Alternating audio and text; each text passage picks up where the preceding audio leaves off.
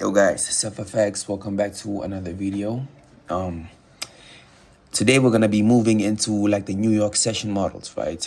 Pretty much the same thing, only difference is time, But today we're gonna be focusing on the Q2 micro model, which pretty much forms from 7:30 all the way to 9, right? Which is pretty much within the 8:30 window. And if you've noticed, 8:30 tends to provide high impact news events. So price tends to be very volatile around that time range. If it's pretty much not gonna have the 9:30 opening volume, right? So this model, right? I'm gonna be using crude oil, but I personally utilize it for futures, right? On NASDAQ and S&P 500 and US 30. But yeah, it's pretty much universal to every asset class. Forex, I don't know about cryptos, I do not touch those. But yeah, another hint I would say about this one is that it's very high probability for it to form during the 8:30 news events, when there's high impact news around 8:30.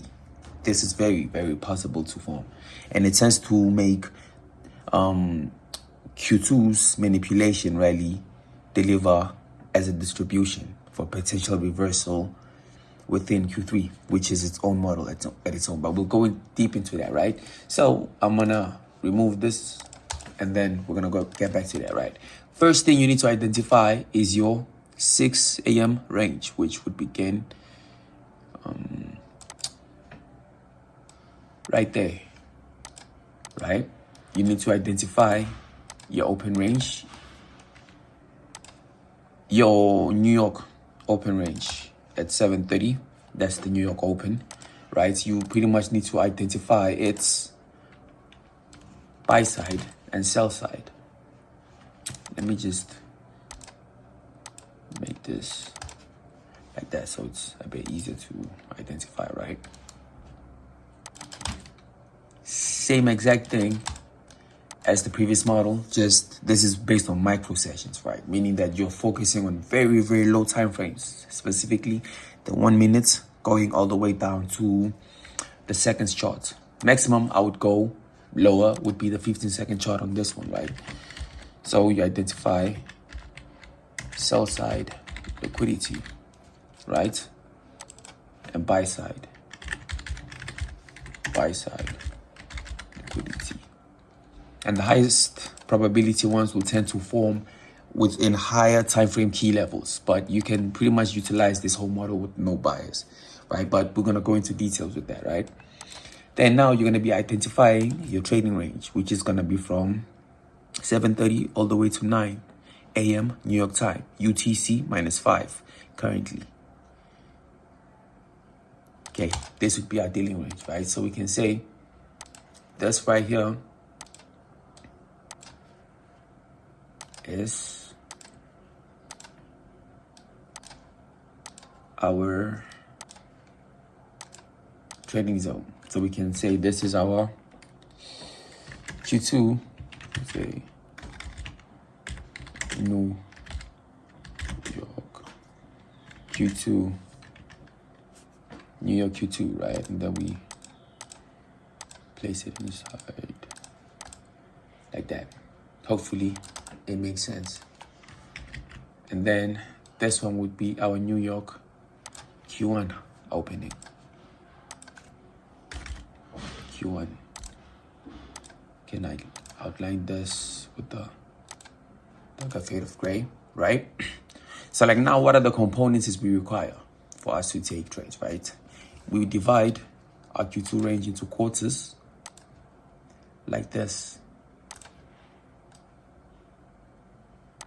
Divide our Q2 into quarters like this, right? And what we require is some form, if we're bearish, we require some form of accumulation, right? Price stays within one range, right? You're gonna see price manipulate or distribute higher within the Q2 of Q2, right? And some potential displacement lower within Q2 heading to Q3, with a potential retracement back into a PD array, which can be an inversion fair value gap, implied fair value gap, mitigation blocks, all those premium arrays. Then you want to seek lower prices. Your draw on liquidity would be the previous session high or low, buy side or sell side, or your previous quarter range high or low. What do I mean by that? Let's say I'm gonna stretch this out like this. Let's say we're bearish, right? And the price, when it opens at 7:30, it starts ranging like this, right? And then it manipulates higher, right? And then price just creates some form of for displacement like this with a mitigation block just below, or breaker block. Same thing, right? You have sell side right here.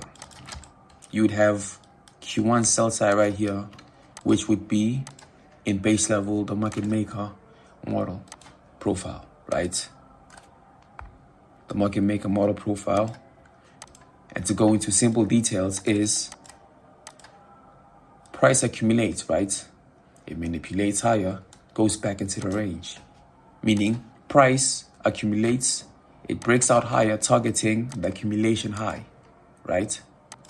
Targeting the accumulation higher, drawing to a PD array, which can be within the current time frame or a lower time frame, right?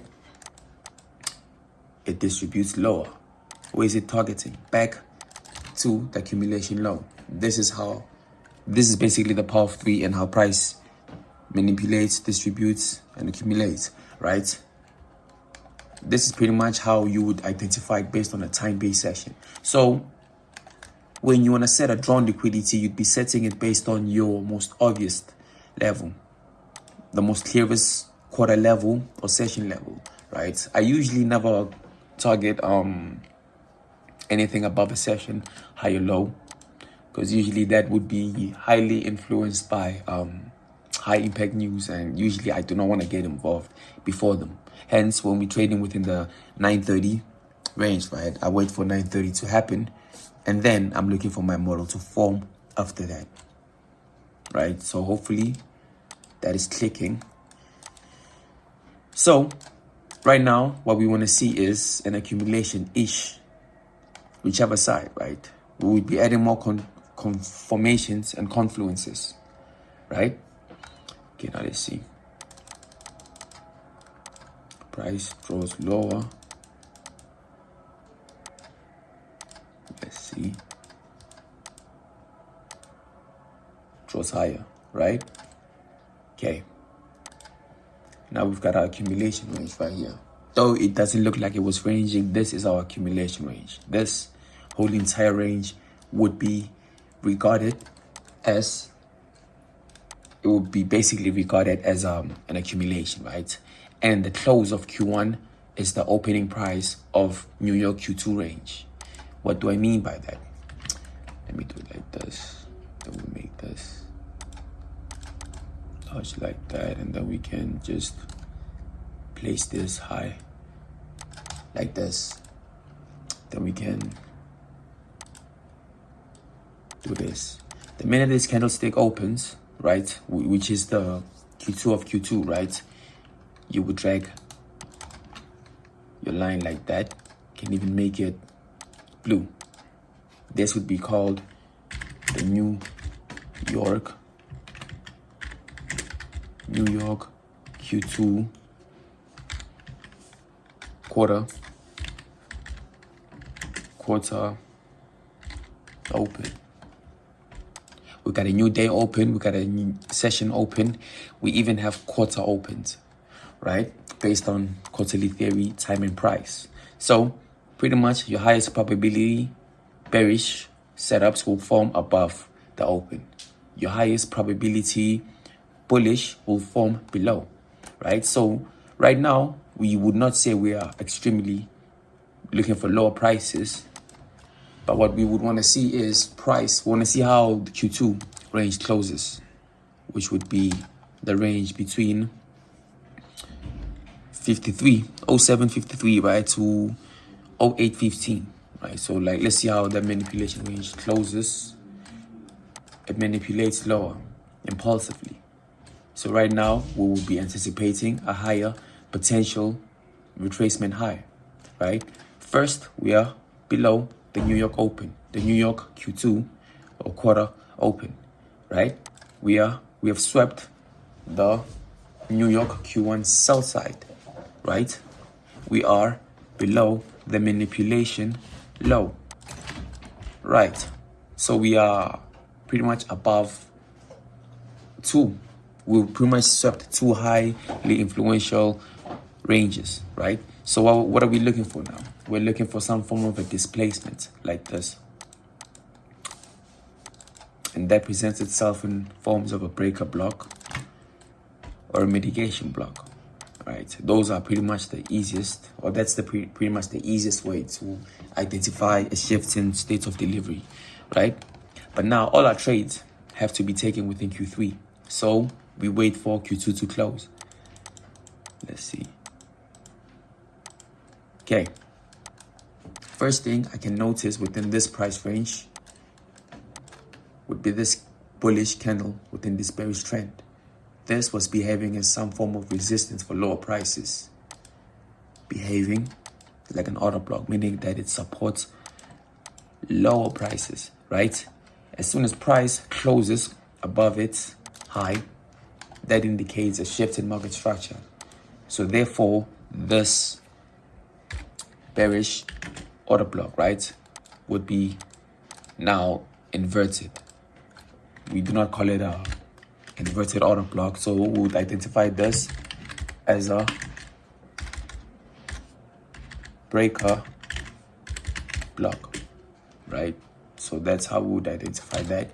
And this one right here, this range right here, I would want to see price close below it for us to confirm that as a potential breaker.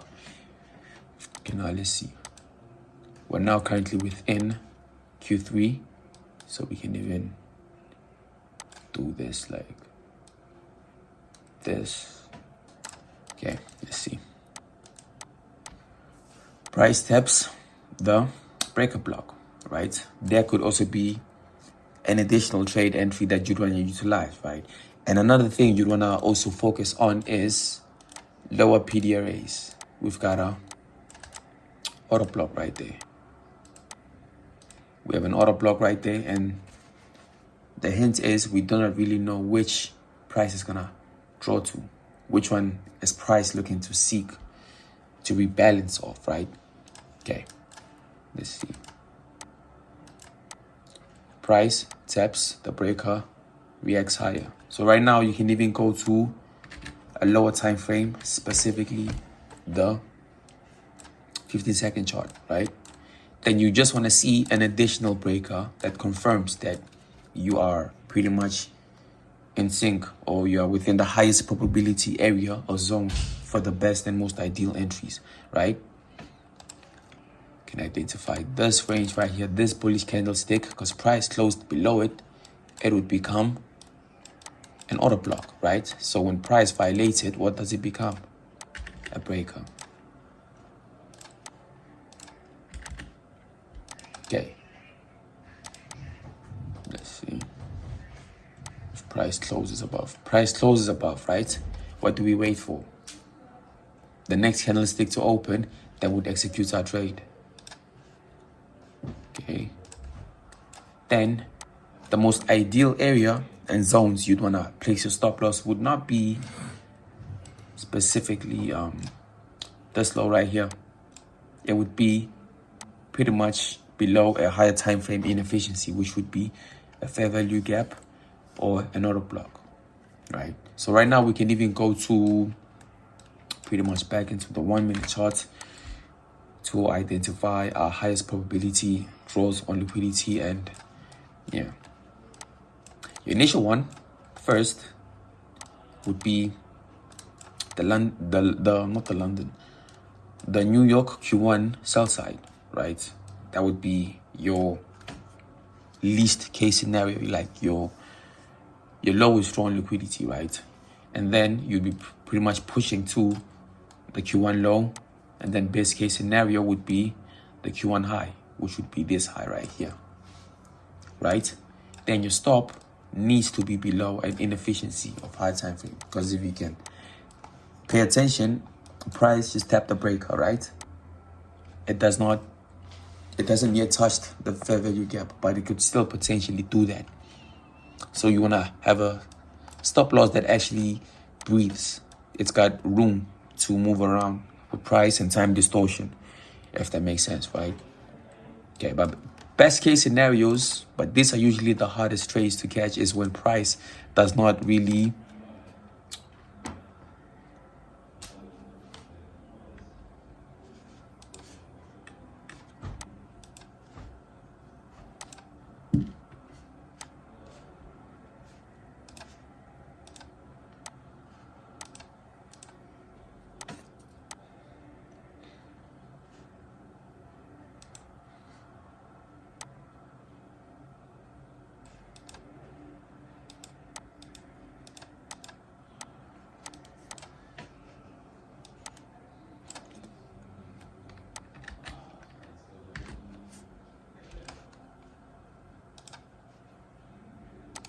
That is not working fun.